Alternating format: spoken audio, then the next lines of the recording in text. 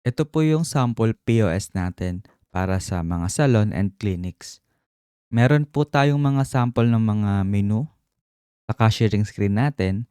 Let's say nag-avail si customer ng manicure at saka pedicure. Ise-select lang po siya sa screen. And then, makikita na po natin kung magkano yung kanilang total. 1,750. Let's say natapos na yung procedure. Click lang yung payment.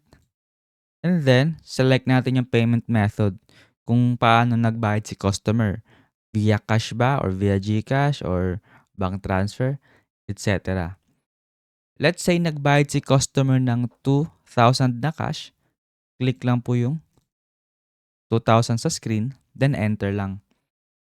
Automatic na magko-compute yung sukli. Then enter ulit para mag-open yung cash drawer. And then, before natin siya i-print receipt, i-click lang natin yung add notes. So let's say si Jane yung nag-process ng service ni Ana or ni customer. Click lang yung okay. Once na natapos na natin i-input yung name ni kung sino man yung nag-internal, ito pong public note, lalabas po yan sa printed na resibo. While yung internal note naman, tayo lang po makakakita niyan. Kumbaga reference natin kung sino yung nag-service para kay receipt number 1 or yung kay customer na yun. Click lang yung okay. Now let's say multiple transactions. So meron tayong second customer tapos mamaya niya pababayaran. Click lang yung name and then let's say si Ana, continue. Tapos save lang natin. So syempre hindi pa tapos si Ana. Meron tayong next customer na dumating, click lang ulit yung new sale. Tapos si next customer, ito naman yung inavail niya. Tapos later niya ulit babayaran, click lang ulit yung tao. Then let's say si Marie naman siya. Continue. Then save lang ulit natin. Kapag dalawa or more na yung naka-reserve, mag-a-appear na yung list na mga customer. Unlimited po yan.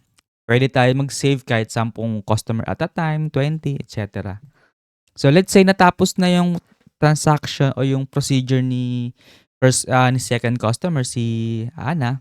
Click lang yung save sale and then select si Ana. Select order, 3 yung total, payment, bayad siya this time via GCash. Select lang yung GCash. And then before i-print, click mo na yung add notes. I-input lang yung reference number ni GCash once na nasend na niya yung payment. Tapos kung sino yung agent or kung sino man po yung nag-service. Let's say serviced by si Jane ulit, yung nag-service. Pwede niyo po siyang i-click at saka sa internal customer. Ayan, ilang contour, ilang whitening, manicure and pedicure. Nakikita po siya. We also have din po yung report sa payment methods na binayad sa atin ng kung anong oras yung pinakamabenta. Services yung pinakamabenta, yung in demand. Yan po siya. So fast moving, tsaka slow moving po. May also have din po yung expiry date kapag meron tayong binebenta ng mga gamot at mga cosmetics.